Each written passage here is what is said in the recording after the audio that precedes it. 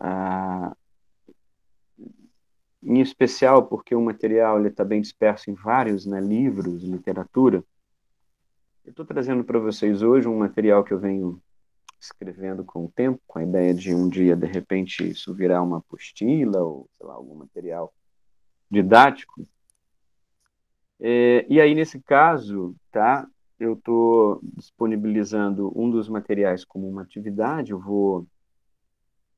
vou abrir aqui, lá no Classroom, vocês vão ver que o tópico da nossa aula de hoje é a respeito de ensemble canônico e também o uso térmico isobárico. Ficaria muito grande o título aqui, um pouco de ergodicidade, né? Que a gente vai falar na aula de hoje. E aí vocês vão perceber que nós temos, então, o slide em PDF da nossa aula, está aqui disponível, né, no Classroom para vocês. E as notas, né, de aula com exercícios estão como uma atividade nova aqui, com data de entrega para a semana que vem. São 3 exercícios dentro dessa nota de aula. Então, esse é um material que eu, como disse, venho elaborando, e aí eu vou aqui mostrar para vocês no meu computador, né? Se vocês abrirem lá o PDF, então é um material que está escrito, né, em nossa língua, tá? É bem detalhado, fazendo uma revisão rápida de conceitos a respeito da termodinâmica clássica, né, que fazem link com a termodinâmica estatística. Então, eu coloco aqui os postulados, né, principais na sequência. Esse material, a ideia como atividade é justamente que vocês possam ler, né, estudar esse material como suporte, né, ao curso. Vocês vão observar, então, que nós temos os postulados principais que fazem esse link, né, da termodinâmica clássica numa abordagem estatística. Então, aqui, na verdade, é uma forma de apresentação de termodinâmica estatística, essencialmente, né, para vocês observarem. E o tópico dessa primeira parte, eu dei o título de do macro ao micro, né? E aí, então, depois a gente vai entrar a respeito do equilíbrio, né, com respeito ao fluxo de matéria e o fator de Boltzmann e a função de partição. Essencialmente aqui, para vocês, vai ser importante, então, a respeito do que a gente tem visto no curso, para consolidar, né, os conceitos das aulas teóricas. E aí, ao longo desse material, vocês vão ver aqui que na página 9, tá vendo aqui? Vocês estão conseguindo enxergar direitinho aí, pessoal? Espero que Sim, sim, sim, viu? tá dando para ver. Legal. Sim, Então, aqui na página 9 tem um exercício 1, tá vendo? Olha. Então, a partir da relação da energia total de um sistema definida pela função de partição molecular, defina a energia interna e a entropia do ponto de vista da mecânica estatística. Então, é um exercício fundamentalmente conceitual e básico para você aplicar os conceitos principais que a gente já tem visto nas aulas, né? Depois ele continua aqui uma introdução rápida da mecânica estatística. Tá vendo? Vai falar um pouco sobre ensemble rapidamente e ergodicidade, que é o que a gente vai ver na aula de hoje, né? E aí um exercício 2. O exercício 2 é, como mencionado no texto, a distribuição de Maxwell-Boltzmann das velocidades de uma molécula de gás. Vocês devem lembrar isso lá, da disciplina de teoria cinética de gases, por exemplo, ou alguma disciplina de físico-química que vocês fizeram, onde a distribuição de Maxwell-Boltzmann ela é apresentada, né? Foi uma base fundamental da teoria cinética dos gases. Demonstre esta relação suportada pela mecânica estatística. Então, aqui é um trabalho de pesquisa, essencialmente, onde vocês vão derivar a relação de Maxwell-Boltzmann a partir, né, dos conceitos fundamentais da mecânica estatística, tá? E aí, o link que a gente está fazendo aqui nesse material compartilhado entre a nossa aula de hoje e a nossa próxima aula, nosso próximo encontro. Então, fica já até como uma leitura para nós introduzirmos, né, os conceitos da dinâmica molecular em si. Então, nós vamos ter que recordar alguns conceitos de mecânica clássica, né? E esses conceitos aqui colocados da mecânica clássica culminam num exercício também de pesquisa, de material de pesquisa, onde vocês vão mostrar, a partir da relação de Lagrange, apresentada acima, a validade da equação clássica de Newton, onde força é igual a massa vezes aceleração. Tá? Então, e esse material que eu estou compartilhando com vocês hoje, ele entra como uma atividade, né, de estudo e prática de exercício, que vai lapidar, né, esses conceitos que vocês estão, né, vendo no curso, tá bom? Então, ele fica como data de entrega dia 25, segunda-feira que vem, porém, eu estou totalmente aberto em estender o prazo caso vocês precisem. O que vocês acham? Eu acho que seria interessante, porque no dia 25 a gente também vai entregar a lista, né? Que ela é um pouco Legal. extensa e tudo mais, então... Quando é que vocês sugerem mais uma semana, então? Bom, por mim sim, não sei pelo pessoal. Seria, então, para o dia 2 de maio, pode ser? Eu acho que eu concordo também. Legal. Então, eu estou deixando aqui para entregar no dia 2, tá bem? Mudei a data de entrega. Salvando aqui no sistema. Legal. Bom, um outro material suporte, né, é um material também que eu compartilho com vocês, vocês vão acessar lá o PDF. E, bom, essencialmente, o material suporte ele já vai entrar diretamente, então, o anterior ele faz aquele overview, né, uma lembrança, um link entre a termodinâmica clássica e a termodinâmica estatística. E aqui a gente já entra, né, já definindo o fator de Boltzmann, usando as leis de movimento microscópica, então a gente cunha um pouco do material anterior, conceito de ensemble para vocês. A questão da energia térmica, né, que a gente vai até falar um pouquinho sobre isso hoje, a distribuição de Boltzmann térmica, tá? E, essencialmente, a partir da distribuição de Boltzmann, aqui nesse tópico, o que eu estou fazendo é detalhando e esmiuçando passo a passo digamos, uma proposta, né? Não é a única, de nós derivarmos, né, a relação de Boltzmann, tá? De probabilidade. Então, parte-se da entropia definida por ele, né? E aí, então, nós definimos os conceitos de probabilidade, né? As restrições em que... Bom, observem que tudo isso aqui vocês já viram na aula passada, né? Então, o que eu estou fazendo aqui é deixando o material realmente mastigado, né?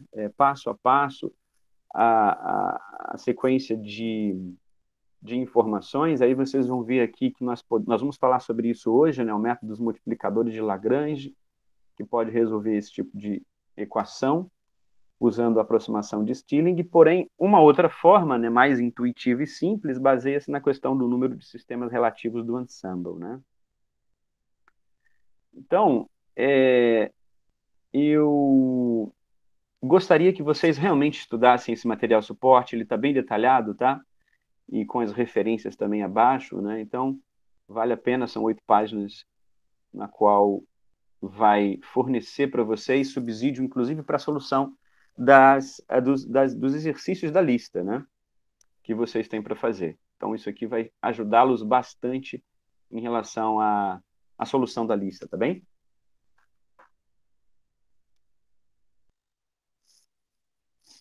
Ok, então, pessoal, feito isso, a gente pode, então, começar a nossa aulinha de hoje. Podemos?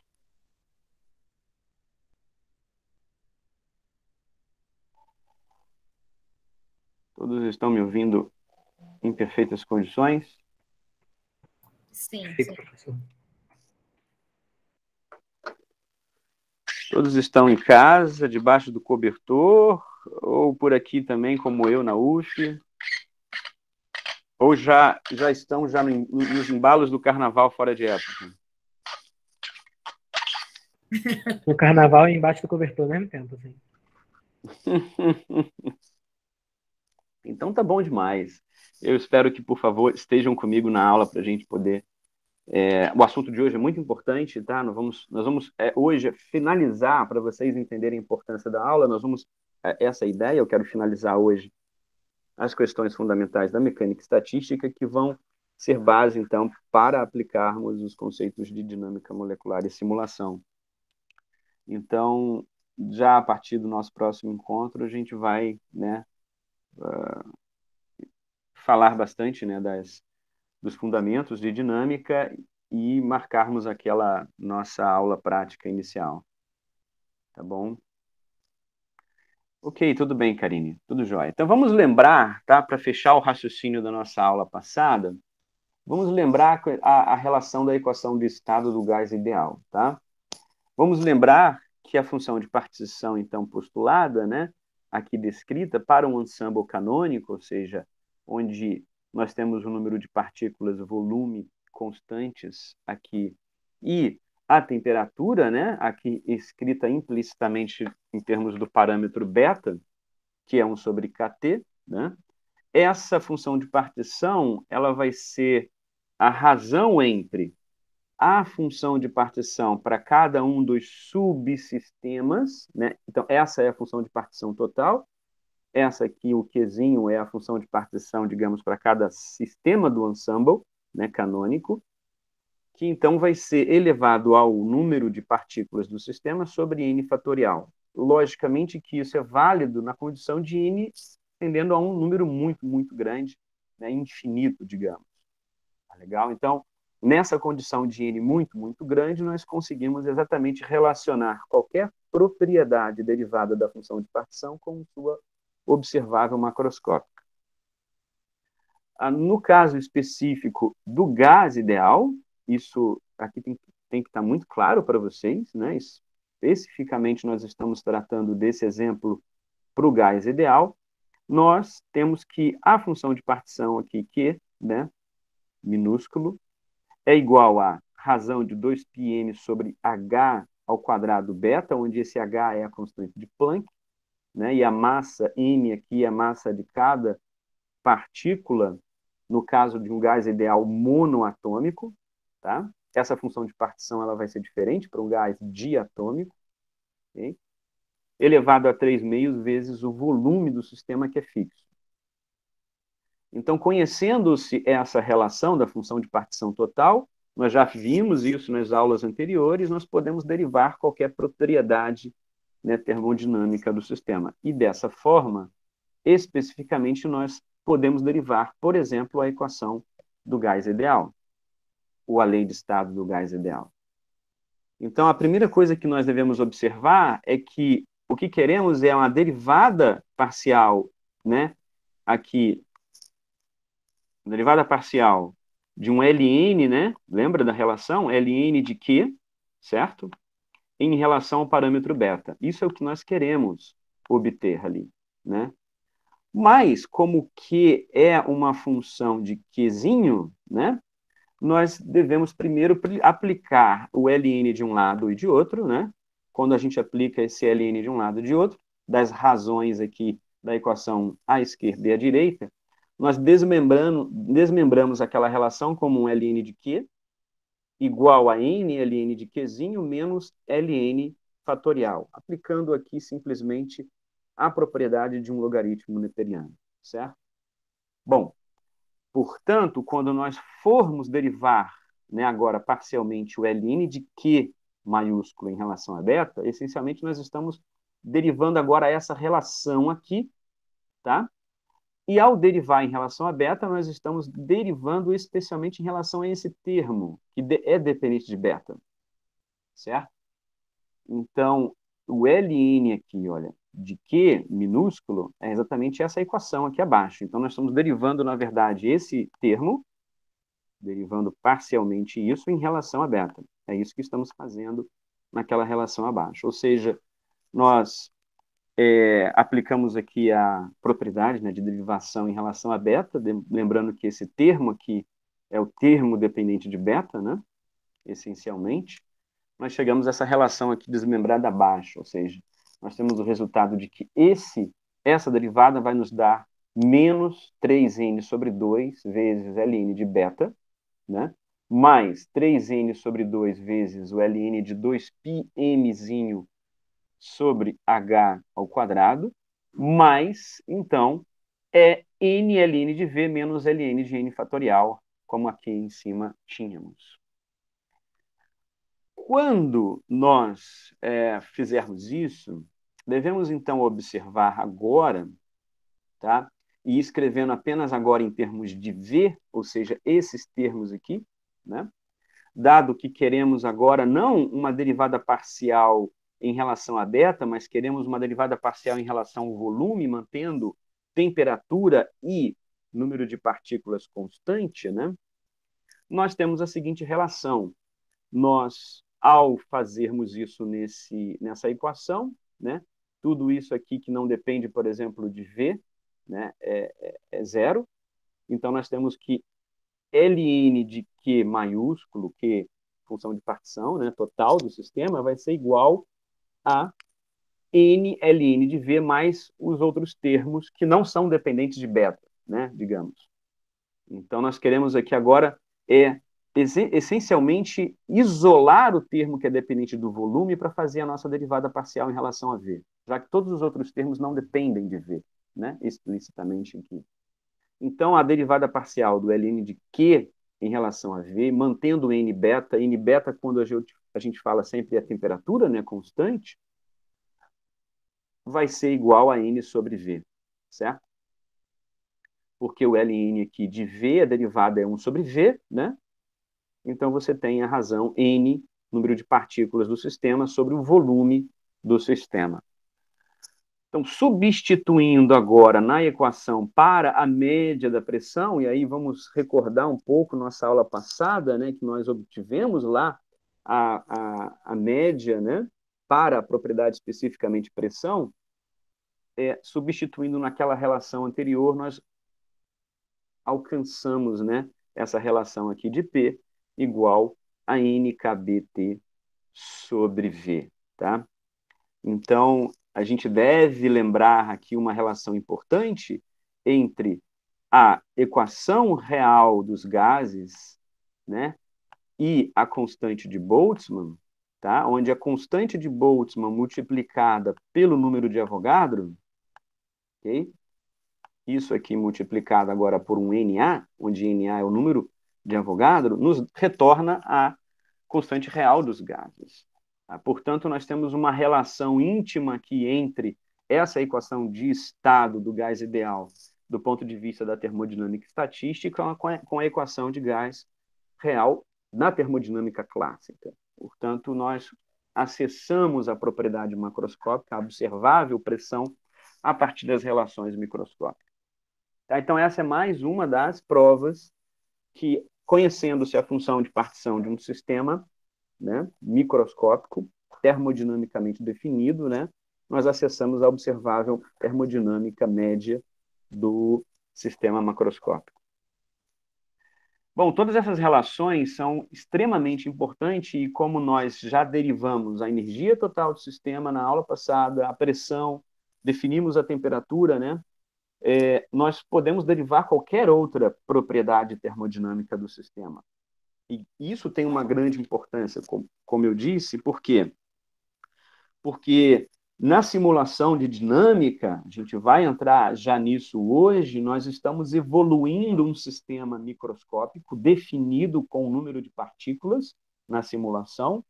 Podemos, no ensemble canônico, fazer a simulação de um volume também definido, por exemplo, uma caixa cúbica com um volume definido, né? E aí nós queremos acessar as propriedades do sistema, tá? E comparar com aquele sistema real, né? A medida experimental. Então, a base da mecânica estatística, ela nos assegura que isso é possível, tá? Desde que algumas condições sejam atingidas, por exemplo, como o equilíbrio termodinâmico do sistema e outros que a gente vai falar um pouco na aula de hoje. Uma vez que essas condições sejam estabelecidas e atingidas, nós podemos, então, derivar, né, várias propriedades termodinâmicas.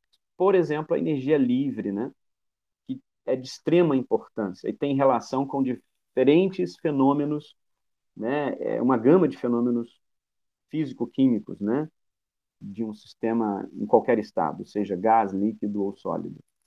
Então, Aqui, nesse caso específico, a gente quer derivar a entropia, então a derivação da entropia vem justamente pela definição da distribuição de estados, né, de probabilidade, que é a densidade de probabilidade de Boltzmann, o conjunto WI, né? Então, a entropia, tal como definida anteriormente, agora é escrita como função média de ln de W, né? Então, aquele conjunto de possibilidades, né, de densidade de estados de Boltzmann, agora escrito nesse bracket aqui, que representa para a gente uma média, tá? De configurações possíveis que o sistema pode apresentar, né? Então, da distribuição canônica já vista, né, nós temos então que o ln de WI é igual a menos o ln de Q, a função de partição do sistema, menos beta vezes a energia do sistema, ou naquele estado I, né? A energia do sistema no estado I. Se nós pegarmos esse valor aqui, olha, de ln de W, né? E substituirmos na relação aqui abaixo, nós vamos obter, né, como sendo menos KB, nós vamos obter que menos S sobre KB vai ser igual a menos ln de Q. Beta é 1 sobre KT, né? Então, essencialmente, essa energia do sistema aqui é a energia interna do sistema total, menos U sobre KBT. Tá? Então, nós chegamos a essa relação da equação 8 abaixo, para a entropia. Bom, nós fazendo um rearranjo dos termos anteriormente, né? Esses termos aqui da equação 8, nós podemos rearranjar da seguinte maneira: menos KBT ln de Q vai ser igual a U menos T vezes S. Tá? Essa relação aqui, ó, U menos T vezes S, é nada mais, nada menos que a energia livre de Helmholtz. Então, nós estamos agora acessando, a partir da função de partição Q do sistema, a energia livre de Helmholtz. Logicamente que, como nós derivamos essa energia livre a partir do ensemble canônico, ou da definição canônica da função de partição, tá? Nós podemos calcular numa simulação onde número de partículas, volume e temperatura forem constantes, ao aplicarmos essa equação 9, nós acessamos a energia de Helmholtz do sistema, né? Ou assim como definida pelo livro, ou por uma gama de livros, né? Esse símbolo F maiúsculo. Tá? Então, o que é importante vocês entenderem aqui? Se vocês quiserem acessar a energia livre no ensemble canônico, vocês estão acessando a energia livre de Helmholtz e não a energia livre de Gibbs. Tá? A energia livre de Gibbs, como vocês verão mais à frente, ela será obtida no ensemble isotérmico isobárico. Tá? Então, essa definição aqui é importantíssima para vocês terem, né, assimilados isso. Bom, pode falar, Douglas. Mas não existe uma relação entre as duas energias livres, se eu não me engano? Sim, vai existir uma relação entre as duas energias livres. Então, pela base canônica, eu consigo chegar na energia livre de Gibbs ainda. Consegue indiretamente aplicando Isso. uma série de equações. Só que aí, isso não é uma forma, digamos, usual de você obter e acessar pela simulação, porque você justamente quer acessar diretamente aquela relação, né? Não, então, claro. não teria sentido eu simular no ensemble canônico para derivar indiretamente a energia de Gibbs a partir da energia de Helmholtz, entendeu? Não, o custo computacional seria muito maior e o tempo também, desnecessariamente. Eu compreendo. Além de uma questão de propagação de erros inerente à forma que você está calculando, porque você está aplicando, né? A gente vai falar um pouco de erros hoje de flutuação e né, de números, né?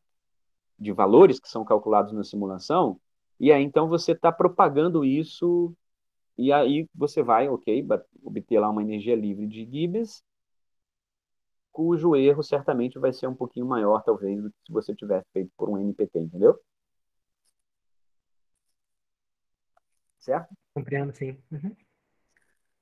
Mas isso aqui é importantíssimo, né? Porque, enfim, é, o, o que você vai querer, né, chegar, né, geralmente, por exemplo, para físicos, né? Físicos estão bastante interessados na energia de Helmholtz, porque você tem lá, geralmente, simulação em um estado sólido, então você quer simular um material no estado sólido, é bastante interessante, razoável, que você simule isso no ensemble canônico, com volume, né, da célula unitária lá, fixo, constante, a uma dada temperatura. Tá? Agora, se você vai fazer uma simulação já no estado, por exemplo, líquido, a gente vai falar um pouco disso mais à frente, a respeito desses conceitos, né, de estado líquido, sólido, enfim, você vai precisar equilibrar a densidade do sistema, né? E para equilibrar a densidade do sistema, você tem que fazer a sua simulação no ensemble isotérmico isobárico, ou seja, a pressão agora é mantida constante e o volume pode variar, né? Lembrando que a densidade do sistema, no caso aqui, é definida como justamente a razão entre o número de partículas do sistema pelo volume, né? O Haroldo fez uma pergunta. Se você... Peraí, estou vendo aqui no chat, deixa eu só ler aqui. O Haroldo está fazendo uma questão aqui que no caso de simulação de sólido, né, o LAMMPS seria um pacote de simulação bastante aplicado, né, utilizado assim pela comunidade. E aí ele coloca como uma curiosidade. Sim, o LAMMPS essencialmente é a gente vai falar dele mais à frente na parte prática, para quem aqui não conhece, né, joga no Google o nome LAMMPS e vocês vão acessar o site. É um dos programas de simulação de dinâmica aberto, digamos, de uso, né, gratuito, não aberto no sentido de código aberto, ele não tem um código aberto, tá? Ele é fechado, na verdade, mas ele é de free, né? Você baixa e usa. E ele foi desenvolvido por um instituto, né, de pesquisa nos Estados Unidos, o Sandia Lab, tá? Famoso, que é um instituto de pesquisa na área de materiais, tá? Então, o LAMMPS ele foi desenvolvido essencialmente para simulações de fase sólida, tá? Mas também fase líquida. Então, ele faz simulação em qualquer um dos estados, mas ele tem um, uma série de ferramentas muito úteis, né, para simulação de fases sólidas e interfaces. Não que os outros pacotes não o façam, né? Qualquer, em princípio, né, programa de dinâmica molecular faz também simulação no estado sólido. Um outro que também é bastante usado para estado sólido, por exemplo, clássico, né, é o DL-Poly. Vou colocar aqui no chat para vocês, né? Vocês também podem fazer a busca e vão encontrar, né, material na internet a respeito dele. O DL-Poly também faria a simulação do estado sólido com ferramentas, né, já úteis para isso. Diferença, o LAMMPS ele é todo feito, acho que em C++, né? Como eu disse, é de código fechado, porém ele é gratuito, e o DL Poly ele tem uma licença lá, não é um código caro, tá? A licença que você baixa, você pode baixar sem pagar licença, mas você fica restrito a uma série de coisas. Se você paga lá o valor da licença, que é barato comparado a outras licenças, você tem outros acessos, inclusive ao código também fonte, e o DL Poly ele é um programa todo ele feito em cima do Fortran 90. Tá? É a última versão que eu conheço, ele tem bastante coisa em Fortran 90, tá bom? Enquanto que o Lápis em C++.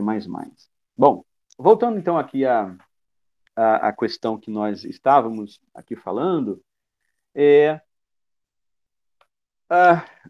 uma vez que nós, então, tenhamos as condições estabelecidas, né, a respeito do nosso sistema, no ensemble canônico, por exemplo, a gente precisa, embora o que eu vou mostrar aqui seja, digamos, pareça até talvez para vocês algo, poxa, trivial, mas não é assim tão trivial, porque eu já vi muita publicação, inclusive, né, de simulação que eu não sei como foi publicado, mas existem, viu?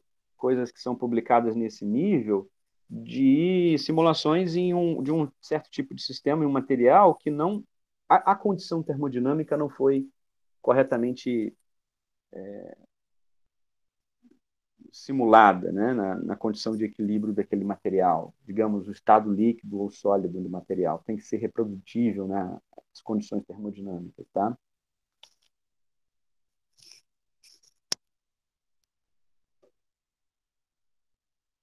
Sim, Douglas, sim, sim, de fato. Mas olha só, eu vou te falar uma coisa, né? Embora a maioria dos códigos de simulação e dinâmica, o Douglas está fazendo um comentário aqui no chat, se vocês puderem acompanhar, né, a respeito de F90 ser mais rápido e tal.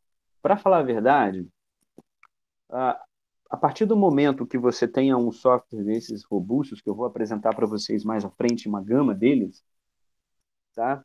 A grande maioria desses programas que são competitivos, que são feitos por grupos, como o LAMPS, o DL-Poly, o GROMACS, o Amber, já citando alguns nomes para vocês aqui.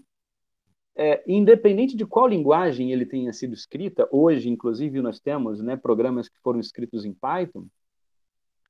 Na hora quando o programa tem que fazer um cálculo numérico pesado, por exemplo, cálculo das forças entre as partículas de um sistema, que é o que consome grande parte do tempo de cálculo desses programas, eles fazem em Fortran 90, tá? E nunca, acho que, nunca é uma palavra forte, mas, enfim, não, até hoje não se tem uma linguagem de programação na qual cálculos numéricos sejam feitos tão rápidos como Fortran.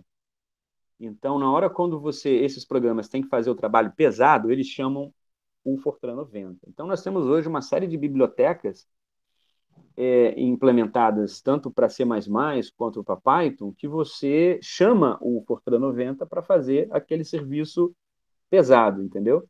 Então, a parte, digamos, de perfumaria do programa, de interação com o usuário, de leitura de arquivos, escrita de arquivos, é feito em C++ ou em Python, mas a parte de cálculo numérico é feita em Fortran 90, sempre, independente da aplicação, tá? E aí, qual que acaba sendo a vantagem de você ter um programa que usa diferentes linguagens, né? Como a grande maioria desses programas fazem. Às vezes o cara escreve em C++ ou em Python, faz a parte numérica em F90, porque hoje, por exemplo, né, muitos têm migrado até para Python, essa parte de interação com o usuário, leitura de arquivo, etc., com bancos de dados, inclusive, né? É conveniente fazer em Python, porque fica rápido, né? Então, algumas linguagens são rápidas para tratar strings, né? Caracteres, bancos de dados, né? Leitura e escrita de arquivo. Já o Fortran 90 ele já não é tão bom para isso, ele é bom para fazer cálculo numérico. Então, realmente facilita na hora de você estabelecer essas rotinas de engenharia de software. Envolve mais engenharia de software, né? Mas fica aí o conhecimento, viu, Douglas? Bom, o estado líquido, tá? A gente não tem, vocês vão recordar aí, nós não temos uma teoria de líquidos como temos uma teoria de sólidos, uma teoria de gases, muito estabelecida, né?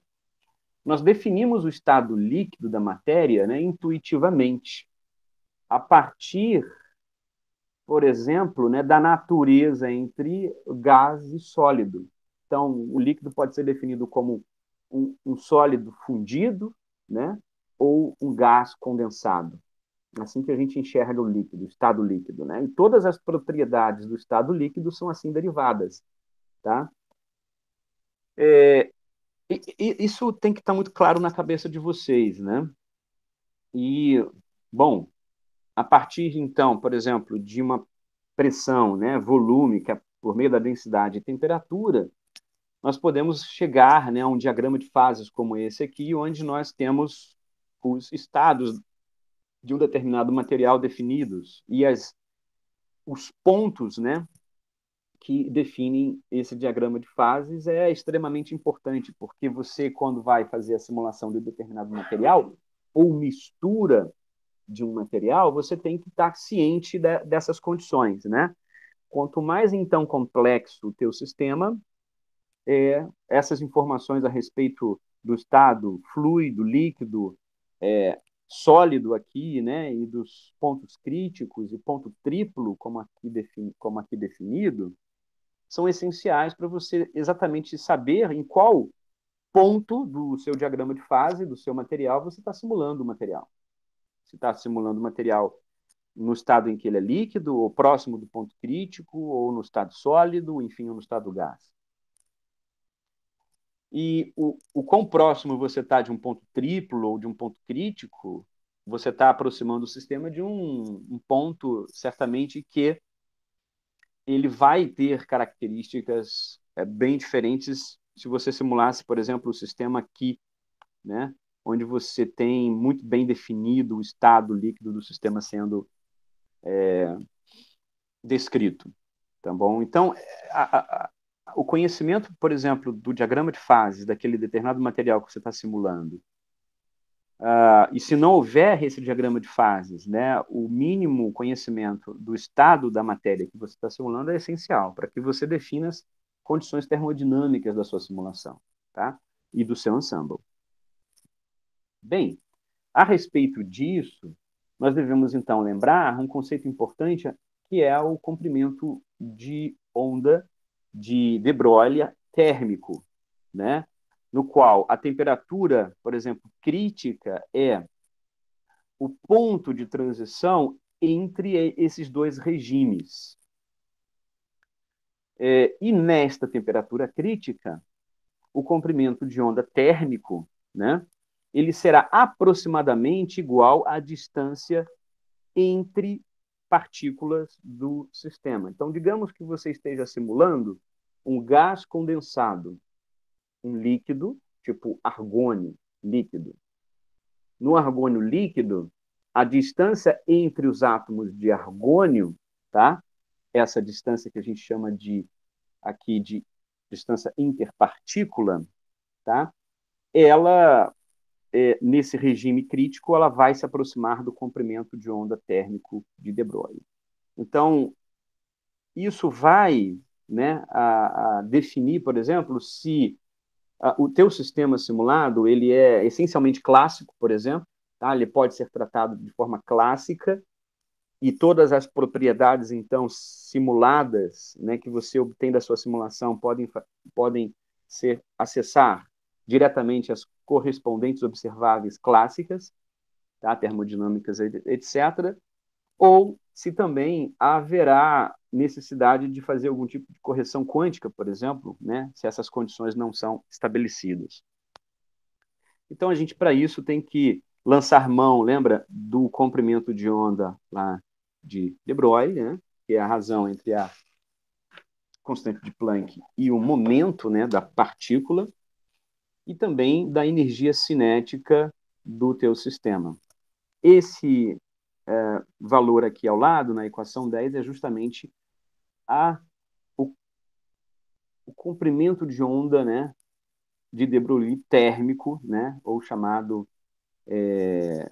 comprimento térmico, que lança mão, então, dessa aproximação clássica desses tipos de sistemas. Isso, por exemplo, eu vou mostrar aqui no livro uma tabelinha que vai deixar bem claro para vocês algo muito importante. Então, aqui nessa tabelinha, por exemplo, 1.1, eu tenho aqui as hipóteses clássicas e os seus respectivos parâmetros, né? Então, nós temos aqui diferentes sistemas líquidos, tá? Então, nós temos aqui desde hidrogênio, tá? Líquido, a sua temperatura do ponto triplo, de 14,1 Kelvin. Vocês estão conseguindo enxergar a tabela aí, não estão? Tá visível para vocês? Tá aparecendo. Ou eu preciso dar um zoom aqui? Então não tá muito bom. Vou tentar dar um zoom, peraí. Opa, acho que foi demais. Melhorou um pouco para vocês aí? Tá ótimo. Beleza. Então, o que nós temos aqui essencialmente? Nós temos vários sistemas, estão vendo aqui ao lado, aqui na primeira coluna, né? H2, neônio, metano. Então, nós temos aqui líquidos, né? Moleculares, onde líquidos monoatômicos aqui a origem do gás, né, nobre e também um metal, certo? Lítio, sódio. Então, um líquido covalente, né, uma ligação covalente, aqui CH4, HCl. Então, nós temos aqui diferentes sistemas, né? Nitrogênio, então, bem representativo aqui para nós entendermos o que nós estamos falando. Na primeira coluna, o que nós temos é a temperatura naquele ponto triplo no diagrama de fase. Então, é como se nós estivéssemos aqui no ponto triplo daquele sistema, onde nesse ponto triplo nós temos a coexistência, né, de fases. Então, observem aqui, nessa tabela, esse ponto triplo, a temperatura no ponto triplo para esses diferentes sistemas. Logicamente que está vendo aqui, olha, sódio, lítio vão ter temperaturas nesse ponto triplo bem mais elevadas, né, do que os gases, tá?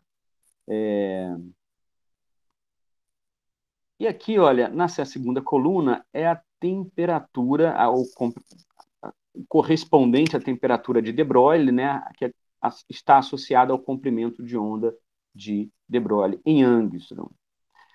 Então, o que acontece?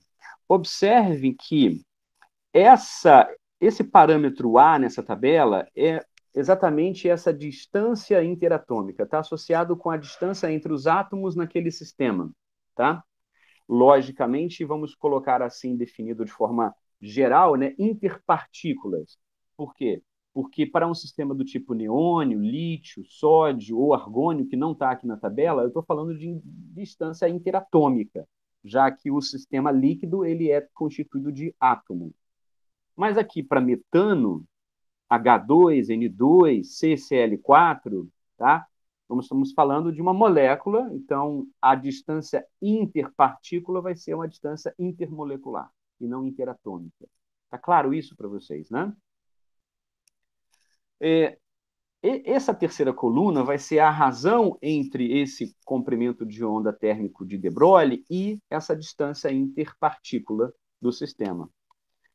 Valores muito próximos aqui, muito altos, e em especial próximos de 1, tá? Ou seja, onde aquilo que eu defini antes, né, na aproximação, é que essa distância interpartícula ela se aproxima desse comprimento de onda, né, de de Broglie, nós vamos ter que os efeitos quânticos serão importantes. Então, quanto mais aqui distante desse valor, ou seja, desse valor onde o parâmetro de de Broglie e A se igualam, né, nós temos um sistema puramente clássico, onde você não precisa de correções quânticas para o sistema. Isso nos remete aqui especificamente nessa tabela que hidrogênio e neônio seriam sistemas, tá, nas quais essas considerações quânticas elas precisariam, né, as correções quânticas precisariam ser empregadas para a simulação desse sistema. Ou seja, a simulação puramente clássica, tá, ela vai estar inerentemente mesmo, né, no estado líquido, naquelas condições termodinâmicas que aquele sistema é um líquido, vai resultar, né, em valores médias de propriedades termodinâmicas não tão acuradas se você não fizer a correção quântica. Enquanto que os outros sistemas, você tem sistemas puramente clássicos em que você pode tratar de forma clássica cada um deles e encontrar a correspondente média termodinâmica.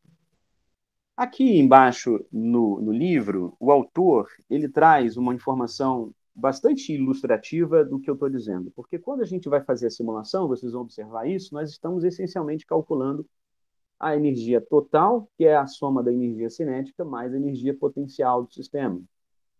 Então, nós temos aqui que o estado líquido, tá, ele vai nos retornar uma razão entre a energia cinética e a módulo, né, aqui da energia potencial, já que a energia cinética é positiva sempre, né, e a energia potencial ela é negativa, tá? Vocês vão entender, né, os motivos de ser negativa, mas então nós temos um módulo, isso é aproximadamente 1. Quando essa razão é aproximadamente 1, tá? Nós estamos falando de um sistema que está essencialmente ali no estado líquido. Enquanto que essa razão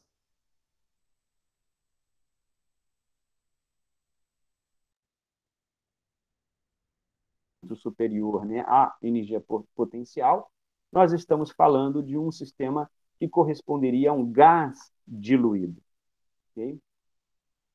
E sistemas no qual a energia cinética, a razão, né, com a energia potencial, é um valor muito, muito inferior a 1, tá? Muito pequeno, nós estamos falando aí de sistemas que podemos assim definir como um sólido a temperaturas baixas. Tá? Então, é muito importante essa definição a respeito aqui das energias, porque essas energias são as energias que calculamos na simulação e acessamos diretamente, né, como médias, né, da equação de movimento e no espaço de fase. Ok? Então, está claro isso aqui para vocês, pessoal, a importância de nós definirmos, né, esses parâmetros. Essa tabelinha aqui, ela coleta aqui propriedades típicas de líquidos. Vocês estão me ouvindo, pessoal? Porque parece que a minha conexão aqui, ela se perdeu. Estava dando uma travada. Eu observei aqui no meu laptop, eu não sei porquê, mas eu perdi a conexão. Acho que deu um pico aqui na internet. Congelou para vocês aí, eu estou no meu celular. Na verdade, para mim, o seu caiu com o computador, acho. Caiu? Pra mim deu só uma travada e depois. Ah, não, é Caiu, realmente né? a Eu não tô, transmissão, mas o eu não áudio tô vendo foi. mais a apresentação. É. Engraçado, eu coloquei aqui hoje, justamente no cabo. Peraí, deixa eu ver se eu consigo. Achei que estivesse conectando aqui na minha internet cabo. Para justamente não cair.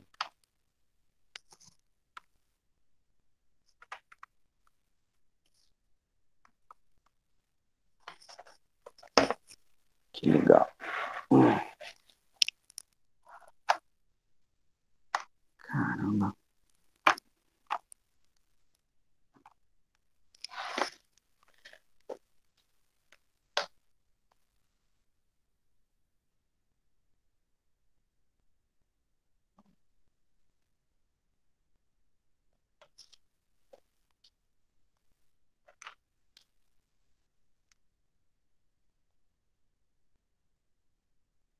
Ele estava pegando, acho que é o Wi-Fi. Estão me ouvindo, não estão? Sim, sim. Ele estava pegando a Wi-Fi, não cabo, no meu laptop. E aí eu dei uma queda aqui, agora voltou. E agora está pegando legal o cabo de novo. Espero que continue estável. Estão vendo meu slide aí? Todos estão vendo? Só me dá um retorno no chat, pode ser? Porque... Sim, perdão. Legal. Estamos vendo, sim. Então, o que nós temos nessa tabela, essencialmente, são 3 tipos bem diferentes, né, de líquidos. Aqui, no caso, um líquido que é um monoatômico, né, um argônio condensado, um, né, metal sódio no estado líquido e um líquido molecular, né, o nitrogênio, N2. Então, são 3 diferentes, né, substâncias, né, moléculas aqui, sistemas, matéria diferente, né? Então a constituição desses sistemas é diferente, né, essencialmente. E aqui nós temos um resumo das propriedades, todas elas calculadas na temperatura tripla, tá? Da coexistência de estados em kelvins. O que eu quero chamar a atenção nessa tabela, essencialmente, é o seguinte: vocês observarem, né, as diferenças entre os valores. Claramente, por exemplo, aqui, olha, vamos pegar a velocidade do som, C. Então, C aqui é a velocidade do som em cada meio, né? Tá? Em metros por segundo. Observem que em argônio líquido tá? Esse valor ele se assemelha ao nitrogênio líquido, tá?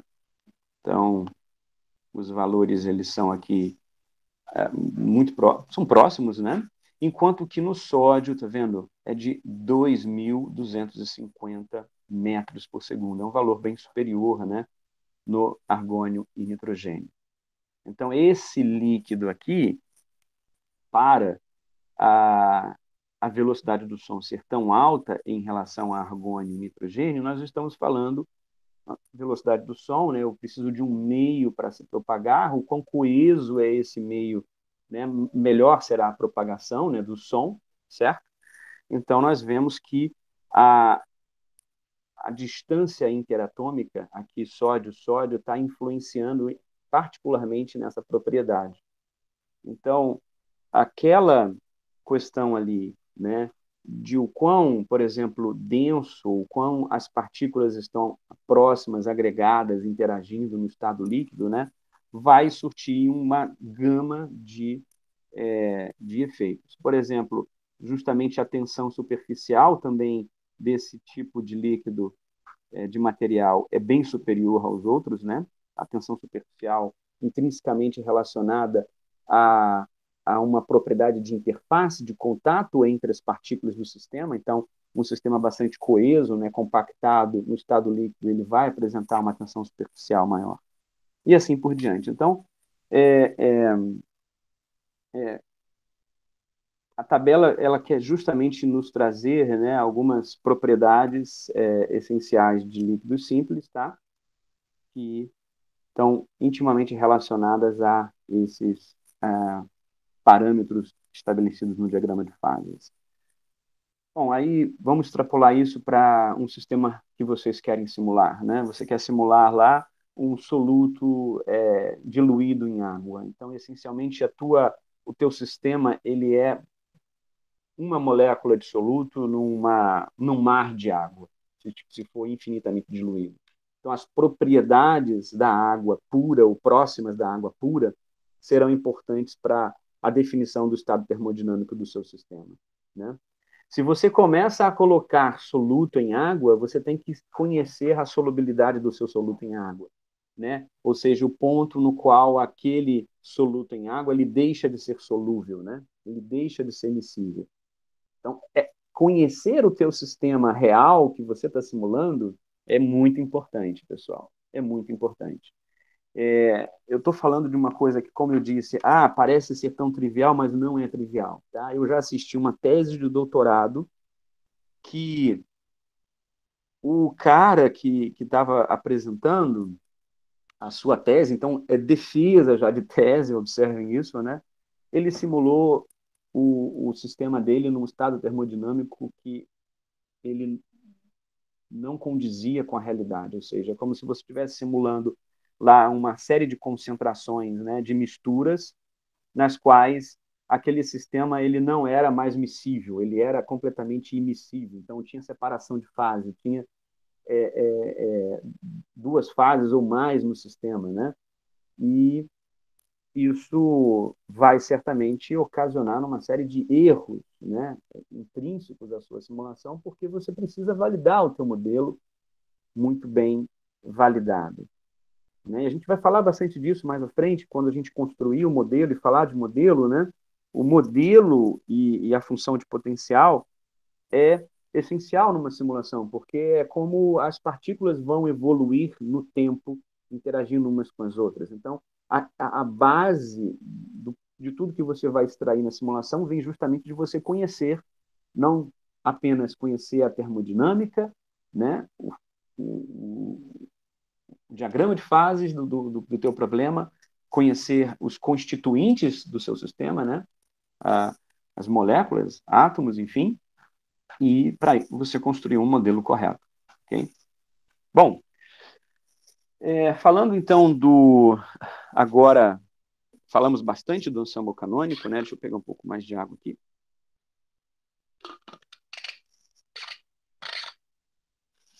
Vamos passar agora a falar um pouquinho, conceituar, né, o ensemble isotérmico isobárico, NPT. Bem, É, a probabilidade, né, ou a densidade de probabilidade, lá, W, ela vai ser agora uma função do volume, tá? Essencialmente. Então, nós vamos procurar, né, por uma probabilidade assim definida, WI de V dV, né, do sistema. Então, agora nós estamos mantendo o número de partículas, pressão e temperatura fixos, constantes, e o que está variando agora é o volume. Então, esse volume agora do sistema, né, dV, né, ele vai variar. Nós queremos, então, avaliar, né, essa probabilidade num elemento aí de volume V mais dV, né, que vai ser, então, proporcional àquela mesma expressão de probabilidade, assim definida no ensemble canônico, só que substituindo a energia U por H mais PV. Tá? Então, nós temos uma relação exponencial de menos H mais PV sobre KBT, né? Explicitando o parâmetro beta como KBT aqui, né? Porque, então, com o volume, né, que vai estar relacionado, essa variação de volume vai estar relacionada justamente com essa variação no espaço de fase, né, das posições e momento das partículas, a função, então, de partição ela pode ser escrita como abaixo. Ou seja, se nós dividirmos aqui esse valor por KBT, né, nós vamos ter essa relação exponencial agora, tá? Onde nós temos uma exponencial de menos PV sobre KBT vezes a função de partição canônica NVT. Tá? Então, esse termo aqui, ele é isolado, e esse termo H sobre KBT, ele vai essencialmente nos retornar a função de partição Q canônica. Então, nós temos essa expressão aqui ao lado. Então, a função de partição isotérmica isobárica, tá? Ela vai ser definida por essa relação de probabilidade aqui ao lado. Okay? Bom, nós, para derivarmos, né, uma série de expressões a partir dessa função de partição aqui no ensemble isotérmico isobárico, nós vamos precisar aqui lançar mão de um conceito importante que no curso que eu vinha dando, eu lançava esse conceito mais para frente, mas eu senti a necessidade de incorporar isso aqui, já que nós falamos disso não só nesse momento, mas falamos disso também mais à frente, quando vamos otimizar a energia de um sistema, que é uma otimização com restrições, né, ou com aqui constraints. Essencialmente, problemas de otimização em matemática, eles fazem uso do que a gente chama de multiplicadores de Lagrange. Aí eu acredito que, se vocês fizeram química, acho que na química, numa graduação de química, raro exceção, alguém teve acesso e conhecimento de multiplicadores de Lagrange, pelo menos nessa química atual. Né? Na minha época, que a gente tinha cálculo 1, 2, 3 e 4, álgebra linear 1 e 2, a gente via multiplicadores de Lagrange. Hoje em dia, eu não sei se é visto. Por exemplo, aqui nessa turma, todos aqui presentes, porque tem gente aqui que é da farmácia também, né? Quem já viu, né, ou aplicou multiplicadores de Lagrange, em algum momento coloca sim. Quem não, coloca não.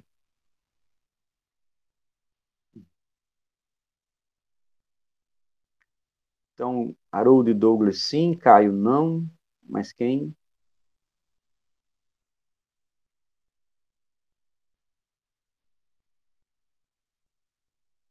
Karine viu, mas não aplicou. Marcos também sim. Ó, que legal. Então, da turma aqui, tem o Matheus também que não respondeu. Espero que o Matheus esteja com a gente. Não. Então, o Caio e o Matheus não, e todos aqui outros pelo menos viram, né? Mesmo de forma rápida. Então, vamos considerar que, na média, a grande maioria aqui praticamente não aplicou, né? Embora o Haroldo tenha visto e o Douglas possivelmente mais. Então, considerando que ninguém aqui tenha visto, tá? Quando a gente está falando de procurar um máximo e mínimo, né, de valores em uma função, nós queremos otimizar, né, esses valores. Ou, digamos, otimizar os parâmetros de um sistema de equações que nos retorne os valores de máximo e mínimo, tá, das funções. Então, em matemática, esta busca, em geral, ela considera que as variáveis x e y são independentes, tá? No entanto, nas ciências físicas e químicas, muitos fenômenos e relações permitem a otimização com restrições, sendo as variáveis não, tá, independentes. Então, a grande parte, né, dos fenômenos são assim. Um exercício bem legal que eu coloquei aqui seria nós encontrarmos os valores extremos da função abaixo, f de x, y, igual a 3x ao quadrado menos 2y ao quadrado. Esse exercício que eu estou colocando aqui como, digamos, um exercício para vocês treinarem em casa, é vocês aplicarem um método que eu vou mostrar para vocês depois nessa equação, tá bom? Então, qual que é o método? O método de multiplicadores de Lagrange, obviamente, foi desenvolvido por Joseph Louis Lagrange, né, nesse período de 1736 a 1813, na qual, dada uma função f qualquer, de x1, x2, xn, então, de n variáveis, onde a condição auxiliar ela deve ser satisfeita, né? Então, no caso aqui, nós temos uma função, né, auxiliar g de x1, x2, xn, que é igual a A. Então, esse igual a A é a restrição do problema. Então, essa função auxiliar aqui, ela impõe uma restrição ao problema, tá bom? A procura de um extremo, ela envolve a seguinte relação diferencial total. Então, a diferencial da f é derivarmos essencialmente essa função f em relação a cada uma das suas variáveis. Então, eu estou derivando f em relação a x1, em relação a x2, e a somatória de todos esses termos é igual a zero. Essa é a definição de uma diferencial total, né, de uma função. No método, então, de multiplicadores de Lagrange, então, observem aqui, se nós voltarmos só para vocês exercitarem, essa função f aqui, ela depende de x e y. A derivada total de f seria derivar f em relação a x, dx, mais um f em relação a y, dy.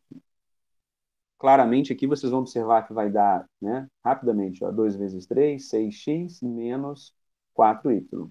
Então, nós temos a derivada total de f. Então, já fiz o exercício para vocês aqui. Metade deles, logicamente. Então, nós chegamos a essa relação total aqui. Ok?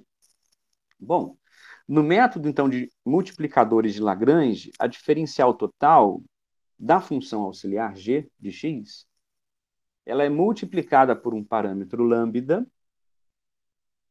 e subtraída da equação anterior da f.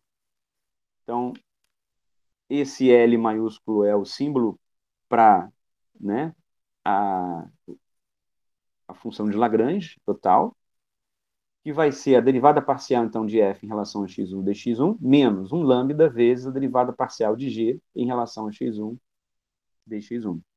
Então, cada um dos termos da sua diferencial da função auxiliar é subtraído pela função, né, problema, multiplicada por um fator lambda. Então, é uma somatória sobre cada termo das variáveis da função. E isso igualado a zero. Então, otimizar, né, ou achar o extremo, é justamente nós encontrarmos o lambda, otimizar o lambda, essencialmente, né, que torne essa relação aqui igual a zero. Tá? É isso que nós estamos fazendo no método de multiplicadores de Lagrange. Nós estamos otimizando os melhores parâmetros lambda que fazem com que essa relação seja igual a zero. Ficou claro para vocês? Sim, sim. Mas quando você faz isso, é somente o máximo ou o mínimo, né, que você vai achar primeiramente. Isso, exato. Tem que lembrar qual é dos dois, não lembro. Exato. Exatamente. Tá bom? Essencialmente máximo ou mínimo, porque nós estamos aplicando uma otimização pelo gradiente, pela derivada. Tá? Para saber se é um máximo ou um mínimo, nós teríamos que... Completa aí, vamos ver se vocês sabem. Exatamente, foi isso que eu falei, eu não lembro essa parte. Nós temos Não que lembro saber como o valor da diferenciar. segunda derivada. Ah. Tá? Ou seja, o gradiente define o máximo ou o mínimo, né? O Laplaciano, ele vai definir se exatamente a concavidade, ou seja, se nós estamos no mínimo ou no máximo, o valor da segunda derivada, né? Ou da Hessiana, na verdade, que depende do Laplaciano. Tá bom? Aí a importância, né? Eu falo para os alunos no curso de graduação de Química, vamos dizer assim, a cada 10 alunos, talvez, que entram em Química, acham que nunca vão precisar de matemática, né? E eu até brinco, porque eu acho que tem gente que é da farmácia aqui, né? Na disciplina. E, num curso de biologia, isso aumenta mais ainda, né? E química e biologia dependem demais da matemática, porque qualquer relação de fenômeno físico, químico ou biológico, a matemática é a ferramenta, é a linguagem universal da ciência. Então, é assim, é como eu quero me comunicar no Brasil com as pessoas. Você tem que saber português para se comunicar. Eu quero me comunicar com as pessoas de fora. Você tem que saber inglês, no mínimo. Né? Eu quero comunicar com um povo que não fala inglês. Você vai ter que aprender a língua deles para se comunicar com eles. Né?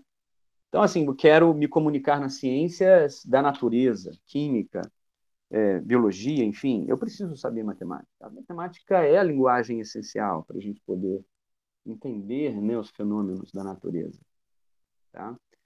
Então, aqui é um destaque importante da importância da matemática. Né? E vocês vão observar que a questão dos multiplicadores de Lagrange vai ter uma aplicação não só aqui, no que eu quero mostrar a respeito da mecânica estatística, mas na quântica, quando você faz, né, a otimização do cálculo quântico lá, o pessoal aqui que faz quântica, que a maioria eu vi que faz quântica, né?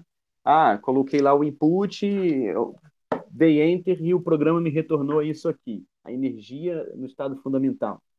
O que foi feito lá no programa, no código? Foi feito, certamente no código, uma rotina de multiplicadores de Lagrange, implementada lá em Fortran C++, que resolveu o problema de otimização daquela energia, para te retornar a energia no estado fundamental, ou mínimo, na superfície de energia. O processo de otimização é todo por multiplicadores de Lagrange. O que acontece na prática é que o fundamento teórico é esse que está aqui nesse slide 12, e o que diferencia um programa ser melhor que o outro é que a forma como ele implementa isso, de forma analítica, numérica, enfim, o algoritmo, a otimização do algoritmo para a arquitetura computacional é o avanço que se faz em termos de um programa é mais rápido do que o outro para otimizar. Vamos supor, o Orca, ele é muito mais rápido para otimizar do que o Gaussian, mesmo o último Gaussian 2016.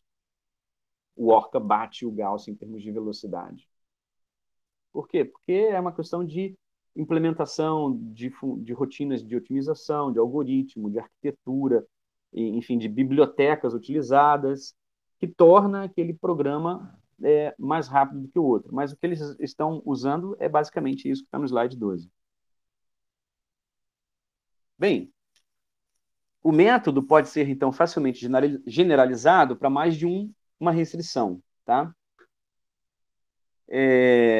Se desejarmos encontrar um extremo da função f de x1, x2, xn, sujeito às seguintes restrições abaixo, por exemplo, G de duas funções agora, né, para complicar um pouco mais, um G e um H de x igual a GH, sendo G e H constantes, as equações resultantes serão aqui apresentadas abaixo.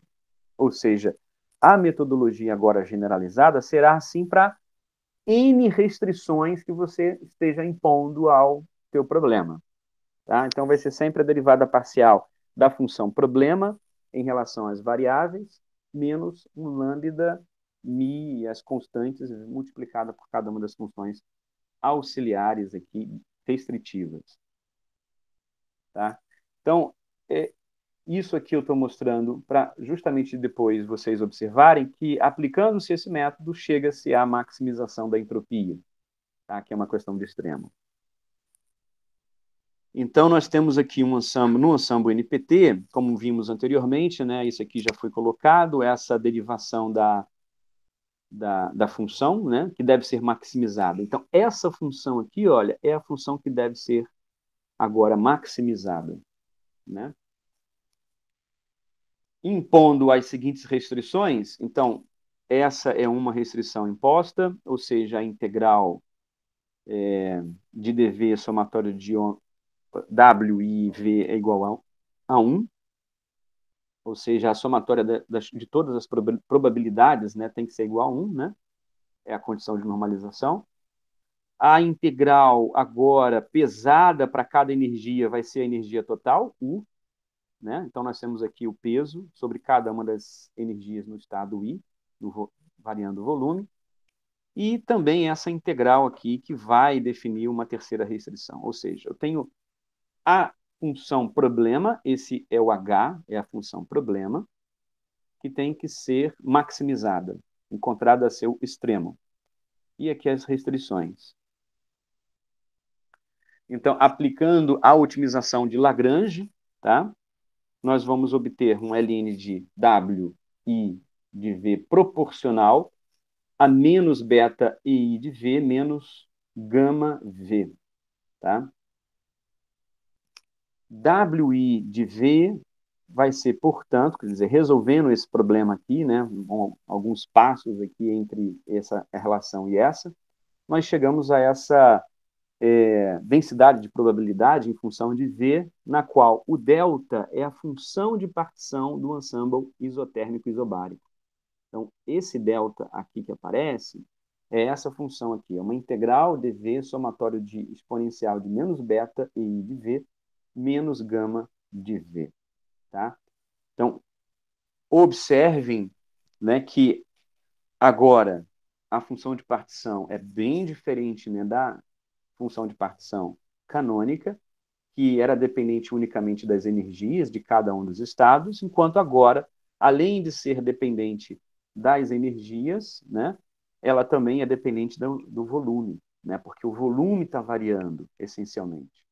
Então, o volume que é calculado em cada passo de simulação, ele entra na relação da função de partição. Conhecendo-se, então, a função de partição no ensemble isotérmico isobárico, você, então, deriva qualquer propriedade média termodinâmica do sistema. A mesma relação que tinha para o ensemble canônico. Da mesma maneira, a partir dessa relação, você deriva qualquer propriedade. O caminho, né, o jeito de se calcular é diferente, mas você chega ao mesmo resultado.